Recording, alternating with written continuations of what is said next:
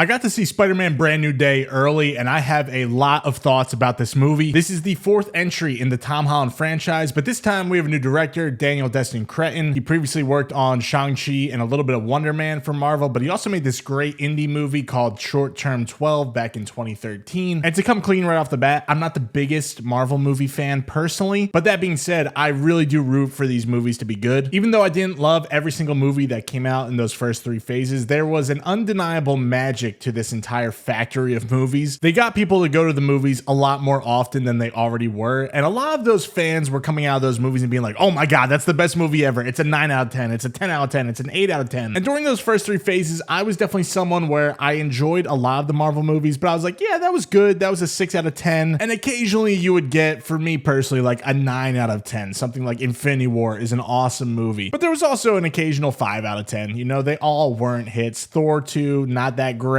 but since Endgame has come out, they have not been putting out consistent bangers like they used to. And the thing is, it's not even about the consistency of good movies, it's the fact that they've been giving us so many pieces of shit over the past 5-6 years. When you're dropping stuff like Thor 4, Ant-Man 3, The Marvels, Doctor Strange 2, and a bunch of Disney Plus shows that nobody cares about, you lose a lot of that goodwill within the fandom, and I think the box office numbers and the Disney Plus viewership numbers are all a testament to that. There are a lot of people that have dropped off from this franchise, but Spider-Man is like that one thing that brings people back, and I think they know that. And it was pretty clear to me about a year ago when I saw Fantastic Four and realized, holy shit, we're not gonna get another Marvel movie for about a year. And this was before Doomsday got pushed back, so the fact that we had a full calendar year between Fantastic Four and Spider-Man, and then Kevin Feige just confirmed that between Avengers Doomsday and Avengers Secret Wars, there is going to be no new Marvel movies. It proves that Marvel is a bit panicked right now. They are not going to be making a bunch of random shit that nobody's probably gonna watch. And that also means the things they are putting out have to be good. So Spider-Man Brand New Day has a lot of pressure on it. It is tasked with doing a lot of damage control, considering this is the biggest superhero franchise probably within this universe besides the Avengers movies. And on top of that, you are following up the biggest movie in Spider-Man history with No Way Home, which is one of the biggest box office successes in movie history. Then you're trying to incorporate some of the Disney Plus universe stuff by bringing in the Punisher. You are trying to make Hulk not a joke like he has been in the past 10 years for Marvel. And besides that, you are setting up this whole new future for the Marvel Cinematic Universe. And this is all being done in a Spider-Man movie that is a sequel to a trilogy. And we are assuming that Tom Holland is going to do at least 2 more Spider-Man movies. So Brand New Day is doing a lot of things. And my video is not going to contain any spoilers, even though people at the red carpet premiere already spoiled some of the biggest parts of this movie. But you don't have to worry about that with me. I'm going to dance around spoilers. The only thing I'll say about the story itself is that this obviously takes place after No Way Home. It's a few years later. That spell that happened where people don't remember who Peter Parker is, they just know Spider-Man, is still in effect, and this movie does not really retcon that choice at all, which I do like. And now Spider-Man is lonely, depressed, and taking Advil for his back pain. So we are in the prime of his career. But I was excited for Brand New Day because I love Spider-Man. I think pretty much everyone on the planet loves Spider-Man. These movies make so much money because he is arguably the most popular superhero of this moment. I know we talk about Batman and Superman, all this stuff, but the box office does not lie. Spider-Man brings in billions of dollars. I think No Way Home is the only Marvel movie my dad had any interest in seeing in the theater. He even asked me like, hey, should we go see that new Spider-Man movie? So that's the kind of movement this character can get from every sort of demographic. And I've enjoyed every single Spider-Man movie, probably besides Homecoming, and even that one, I feel like I owe it a rewatch. But everything else is either an awesome superhero movie or a personal guilty pleasure. There is nothing in between those two things for me. And I think this new Spider-Man movie, Brand New Day, definitely leans closer to the awesome movie side, because I do think this is a really good Marvel movie. And the reason I say it like that is because the problems I have with Brand New Day are the problems I used to have with all of the Marvel movies, where it feels like we are sometimes prioritizing like setting up the next thing versus telling a really compelling story. But that being said, I do think Brand New Day is doing a pretty good job at tackling both of those things. It's not like setting up this new thing completely detracts from the story they are trying to tell here. There is a good Spider-Man movie here, even if not every single thing in the movie is working for me personally. And we're going to talk about all of that in this video. But the thing that does work in this movie is Cretton's direction. The Doomsday trailer that came out last week has gotten so much hate online because it looks visually bland. And I don't disagree with those takes at all. And I think that movie can still succeed and be an awesome time at the theater while looking like sludge. But that's just kind of part of seeing these movies at this point. And that's what makes it so frustrating when you watch a movie like Brand New Day that actually looks pretty damn good. It just has this look that should be the foundation for all of these Marvel movies. I think we all just accepted that they don't look like real movies anymore. And it's not even like the crew is putting in so much work like Nolan and the Odyssey, right? Like in that movie, like almost all of it is supposed to look practical. And this Spider-Man movie is nowhere near that level, but they're at least trying to do it. They're doing it where they can. And when there is CGI, it doesn't look terrible. It looks like, oh yeah, I'm watching a cool Spider-Man movie. Not every visual shot is perfect. There's a couple where you're like, oh, that could have been a little bit better. But for the most part, this looks like an expensive movie that actually used its budget. And I appreciate that, because when you put a still of this movie next to one of the movies from Jon Watts, I mean, it's night and day between this movie and what Coogler did, especially with like Wakanda Forever. I just feel like they set the tone of what these Marvel movies should look like. And you could tell he is a good director because of the performances he is getting out of this cast, which already had 3 movies up to this point. But I think this is easily the best Spider-Man performance that we have gotten from Tom Holland so far. There's just a maturity in both the character and Tom as a performer that I don't think we would have gotten if he didn't work with Nolan and Cretton back to back. Like if Jon Watts was doing Spider-Man 4, it sounds like I'm shitting on Jon Watts. I'm really not trying to do that, because I do think he would probably make another solid Spider-Man 4. I think Tom Holland would be good in Spider-Man 4, but there's just like a level up here. And I think Tom Holland has always been a great choice at Spider-Man. He is always executing on a really good level in terms of the Peter Parker stuff and the Spider-Man stuff. But I think Destin just gets him to step up his game here. And I think that's even more clear with Zendaya as MJ, who I have always hated in these movies. My friend Jake is a huge Zendaya hater, and he always brings up the point that she plays the same exact character in every single movie. And I don't think he's wrong. He hasn't seen Euphoria and Dune Part 2, which are like 2 of her best performances, so I think he has to see those. But I've never found her to be a great fit for the Mary Jane character at all. I absolutely hate her in Homecoming. I think that's the reason I dislike that movie as much as I do. I just feel like every other line that she says is so cringe. And in Brand New Day, I only cringed like one line that she had. I think the rest of the performance is really strong. I still don't think it's like on the level of her work in Euphoria or Dune Part 2 or even the drama this year, but I still think it's a much more, I don't know how to look for the word without spoiling the movie, but I think like Tom Holland, there's a maturity to it. It's a much more watchable performance for me personally. And there are quick moments in this movie where they show the 3 of them being friends in clips from like Homecoming and Far From Home and No Way Home. And you start to get this realization of like, man, I know like Homecoming came out, what, 9-ish years ago at this point, which is kind of a long time, but it hasn't felt like it's been that long since Homecoming. But when you see these old clips of them, you're like, holy shit, they were kids. And then when it flips back to showing them now, it's like, holy shit, this feels very like Harry Potter to a degree. And it made me think like the first 3 Spider-Man movies feel like the first 2 Harry Potter movies, where there is some seriousness in there, but they're a bit more lighthearted and goofy. And Brand New Day kind of has like a Prisoner of Azkaban energy to it, which I actually really like. And I didn't really think about Prisoner of Azkaban until I was writing about the movie. When I was watching it, I thought a lot about Spider-Man 2, a lot about Spider-Man 3, a lot about Amazing Spider-Man 2, and a lot about Thunderbolts. And I think this movie is kind of like if you put all of those in a blender. I don't think that means Brand New Day is better than all of those movies. I don't think any live action Spider-Man has sniffed Sam Raimi's Spider-Man 2 yet. I think that's still the king of these movies. But there's definitely like a seriousness to the tone here. But it's not so serious that you lose all that humor that you want from a Spider-Man movie. That is still present in Brand New Day. And I think the jokes here, they're very hit or miss, but that has been the case with every single Marvel movie for me personally. I can't think of a single one that I found hilarious consistently. It's just not my kind of humor. I think some of the jokes are cringe, but I do think it's going to be funny for a lot of people. I think this movie is definitely funnier than Shang-Chi just because it doesn't have Aquafina in it. And for what it's worth, I do think the hit rate of the jokes is stronger than a lot of those bad Marvel movies from the past few years. Like it's way funnier than Thor 4, but there are a good amount of jokes that made me laugh in this movie. And a lot of them come from Jon Bernthal's Punisher. I'm catching up on the Netflix Marvel universe. I am almost done with the very first season of Daredevil. It's taken me about 8 years to watch it, but I am getting there. And and I don't know anything about the Punisher, and like my friend's take on Zendaya, I do think Jon Bernthal plays the same kind of character in every single movie, even though I love that kind of character. And to see him in a Spider-Man movie, like the one thing I know about the Punisher is it's very R-rated, like he's a very gritty kind of character, and maybe diehard fans will have a different take on his portrayal here, but I think he absolutely steals every single scene he is in. Like, to me, he is easily the best part of the movie. He's so good in this that he might be my favorite casting choice Marvel has ever made besides Robert Downey Jr. as Iron Man. I think he is phenomenal in this movie, and it's so annoying because I do want one of these Tom Holland Spider-Man movies to just be a Spider-Man movie where we don't need all of these other Marvel characters coming in and out, but their chemistry in this movie is so good. I did not think it was going to be as good as it was. I thought he was going to show up for like one scene, but he is in this movie way more than I thought he was going to be, and the chemistry between these two is dynamite. Like, maybe what I'm about to say is crazy because I'm not as attached to these movies as other people, but I think the relationship between the Punisher and Spider-Man is way better than the Tony Stark Peter Parker relationship that they had. They're very different in terms of the chemistry, but this is just way more fun. This is what I want to see in a movie theater when I'm watching a summer blockbuster. I want to laugh, I want to have a great time in terms of action, and these two deliver that together in so many different scenarios here. And even if the inclusion of him in this movie feels like one of those things that Kevin Feige was like, listen, we gotta start incorporating some of this Netflix stuff into the movies, and it feels like he maybe tried to force the Punisher into this movie, even if it still feels like that, he's so good in the role and their chemistry is so good that it feels like a natural fit. I want to see him in every Spider-Man movie going forward, and that goes against everything I have to say when it comes to my complaints about the movie later on. I think he's that good. The Hulk is also in this movie, and he probably feels like less of a natural fit into the story and more of an excuse to come up with an action scene that has Spider-Man versus the Hulk. But that being said, I didn't hate his inclusion here at all, and I don't want to get your hopes up thinking there's going to be a lot of Hulk in this movie. I thought there would probably be more of him, but that being said, the time we do get with the Hulk in this movie is fucking awesome. I have been complaining for years now about how bad Marvel has screwed up the Hulk. Like, he was easily the highlight of the first Avengers movie, and he was still awesome in the second Avengers movie, and then after Ragnarok, he just fell off a cliff in terms of being interesting. I just hated every choice they made with this character. Mark Ruffalo gets a couple good moments when he's just in his Bruce Banner kind of form, and it reminds you why he was cast in the first place. I think he's an awesome fit, and I think they could have put him in the movie more, but I still liked what we got. And once he transforms into the Hulk, man, like, it made me so happy. It was one of those things where I just felt like a kid again. It was like, thank God I could finally see this on the big screen again. And I'm just really hoping this isn't like a one-off scenario where we saw the Hulk how we wanted to see him for a second, and then they go back to him being just shitty for another 10 years. Like, I really hope we're incorporating this version of the Hulk in the future Avengers movies. Otherwise, what was the point of doing this in a Spider-Man movie? We also have Sadie Sink in this movie. I will not be talking about who she plays in the movie. I will not be talking about how little or how much she is in the movie, but I have to talk about Sadie Sink because I am notoriously a Sadie Sink hater. I do not like her as an actress. She can still win me over, but I don't love her in Stranger Things. I could not stand her character in The Whale. I think it is one of the worst performances I have ever seen in the existence of cinema. But in her defense for that movie, I think a lot of it was on the script. I think a lot of it was on Darren Aronofsky's direction, but she is in this movie, and what I thought of the performance was, I thought she did like a solid job. There are scenes I really like her performance. There are scenes where she is playing Sadie Sink again, and I really don't like that. And that is all I am going to say about that. And when you see the movie, hopefully you know what I mean. I think the action scenes are pretty damn strong here as well, which really didn't surprise me because that was the best part of Shang-Chi. When you watch that movie, it really exposes how bad the action is in so many of these other Marvel movies because it is that good. And I don't think the Brand New Day action is as good as some of the Shang-Chi stuff, but it's still really good. Like, it is just a few action scenes that are consistently done well here. A lot of people are saying this is the best action in a Spider-Man movie. I could understand why they're saying that. Like, the choreography of the hand-to-hand combat is all really well done. I just don't think there's anything as exciting or as memorable as the train scene in Spider-Man 2, but there's a lot of cool stuff here that I won't get into, and I do think it felt like there were a lot of people on set that were trying really hard to make something really cool, and we don't get that often from these big budget movies, and I appreciate that. There's also a couple cool web slinging moments, which I know is something pretty stupid to talk about. It's like, yeah, obviously Spider-Man should have a cool web swinging roam around the city moment. Like, that should be the obvious thing you do when you make a Spider-Man movie. But it feels like Jon Watts never did that, especially the first two movies. I'm just trying to think of like, man, was there a really cool moment where we saw that? And to me, it's like everything else in those movies any superhero could do. Spider-Man is such a specific visual thing that you should just always do if you're making a Spider-Man movie. And they do it here, and they do it cool. There's a few little different things. It feels kind of Mark Webb, Amazing Spider-Man-ish, but I still think it was well done. It was cool, especially on the big screen. It just felt exciting to see, and it gave you like a breath of fresh air of like, oh, finally, we're seeing some cool Spider-Man stuff again. And again, I'm not going to spoil the story, but I do think it does a pretty good job with the storytelling aspect of it. I think it has a couple of reveals that are really good. I think it has a couple of good emotional beats. I'm not going to say I sat there like crying at any of this stuff, but I do think there were like two moments I could think of where my heart skipped a beat, where I was like, oh shit, like that's a cool moment. Like, I'm glad this was in the movie. It feels like someone is trying to tell a good story. So that's all the stuff I like without getting into any sort of spoilers whatsoever. In terms of things I don't like, I think the villain could have been better. Like, I know Marvel has a reputation of not having the best villains, but I feel like Spider-Man specifically has such like a good roster of villains, and I feel like so many of them have been done justice on screen already. Like the Green Goblin, Doc Ock, even like Jake Gyllenhaal's Mysterio I really like. Michael Keaton's Vulture was probably the best part of that movie, and I just think Brand New Day absolutely lacks that memorable kind of presence from the villain. I just don't really buy into that part of the story. I wish it was better. And again, my biggest annoyance with pretty much all of the Marvel movies, but specifically this one, is that I hate when they exist to only set up the next thing. And again, I think Brand New Day does a good job at telling the Spider-Man story, but there's like a whole half of the story that is also trying to set up other things that are coming. And it's like, why do we have to do this in every single movie? And I know that's part of the formula, and I know that's why people love these Marvel movies, but it just gets to the point where it's like, man, I just want a good Spider-Man movie. Just let him do Spider-Man things. I just want good movies right now. And in Brand New Day's defense, like I said, I think the story's good. I think there's a lot of good Spider-Man stuff. There is a good Spider-Man story worth telling that they do tell, but there's such a big looming part of this story that is meant to set up other things. And it's like, why do we have to do this in a Spider-Man movie? Why can't we just get a good Spider-Man movie that feels standalone enough that you could just jump into? Like, I don't think you could just jump into Brand New Day as your first Spider-Man movie or your first Tom Holland Spider-Man movie. I enjoy seeing Peter Parker being lonely and missing his friends and dealing with crimes while he's growing up. Like, that's its own movie. We could just focus on this stuff, guys. It's really good. You're doing a great job here. And again, I love the Punisher. I love his banner with Spider-Man. I would not be surprised if he shows up in another Spider-Man movie, and I'm going to enjoy those scenes for sure. But why can't Spider-Man just do a Spider-Man movie? If anything, do these with the characters that are smaller scale, where they need the help of a bigger hero to get the name out there and get it recognized by the audience. And like I said, I understand that Spider-Man is their biggest character, so this is like the reverse psychology of that, where they're trying to promote other things through their big thing. It makes sense from a marketing perspective, but I just want one Tom Holland movie where Tom Holland could just be the star of the movie. It feels like every movie, Homecoming, he's so tied into Tony Stark. Far From Home, he is so tied to like losing Tony Stark and having to replace Tony Stark. No Way Home is a Spider-Man thing, but it brings in all the other Spider-Men, so it still is a Tom Holland movie, but it feels like a full-on just Spider-Man movie. And then Brand New Day is trying to do stuff with the Punisher and the Hulk and No Way Home sequel and insert this spoiler over here, and it's just like kind of exhausting after a while. When you see the movie, you'll understand exactly what I'm talking about, and I don't think a lot of people are going to agree with me. The few reactions I saw for this movie, a lot of people really like the things I did not like, and I think Marvel fans are gonna have a great time. Like I said, I think this is a really good Marvel movie. I think if you just want to go and watch a good Spider-Man movie, you're gonna have a good time with this. If you're not a Marvel fan, I don't think this is a movie that's good enough to switch your mind off of it. If you've hated every single movie in this franchise, Brand New Day is not gonna be the first 5 out of 5 that you find. For me, Spider-Man Brand New Day is a 7 out of 10. If you're new to this channel, a 7 out of 10 is a movie I really like a lot. A 7 is a really good score. You should go see this in theaters. I don't think it reaches that great level. I think it is towards like the top tier of the middle of the pack MCU movies. Stuff like Thunderbolts, which I think is a really good movie. I think Brand New Day is around that. I think that's like the top of the mid tier. It's around like the 8, 9, 10, 11 ranking if you rank the entire franchise for me personally. I think a lot of people are really going to enjoy this a lot. I don't think it's going to like blow people away the way some people are expecting it to. I try and avoid as many trailers as possible. I didn't really watch the Brand New Day trailer. I brought my friend Adam to the screening. He really liked the movie a lot, but he he said he kind of expected more from the movie. And I know he watched the trailers, so maybe there's something like if you watch the trailers, you're expecting this movie to blow your mind a lot more than it is. And maybe it will blow your mind. Maybe I'm just wrong on that. But I don't see a lot of people walking into this movie and being like, man, that fucking sucked. Like, I think there's enough really good Spider-Man stuff in here that a lot of people are going to have a good time with it. I think it's probably arguably the best of the Tom Holland Spider-Man movies. I probably like No Way Home more. I know it's very fan servicey. I know it looks like shit, but man, I had a great time and I saw it twice in theaters. So if you made it to this part of the video, if you think me and you could sit in a dive bar for 3 hours and talk movies and have a really good conversation, you have found the channel for you. Be sure to subscribe. I talk about movies all the time. My YouTube schedule's been a little inconsistent because my life has so many things I have to do right now, but I am putting out as many videos as I possibly can. And I would love to talk movies with you in the comment section down below. Let me know who your favorite Spider-Man is, or let me know your rankings of the Spider-Man movies. If you've seen this movie, what did you think of it? Where does it rank amongst the other Tom Holland or all the Spider-Man movies for you? And my name is Chase. Thank you so much for watching this video. Hopefully you get to watch a few more videos from me and enjoy them. And I hope you have an awesome day.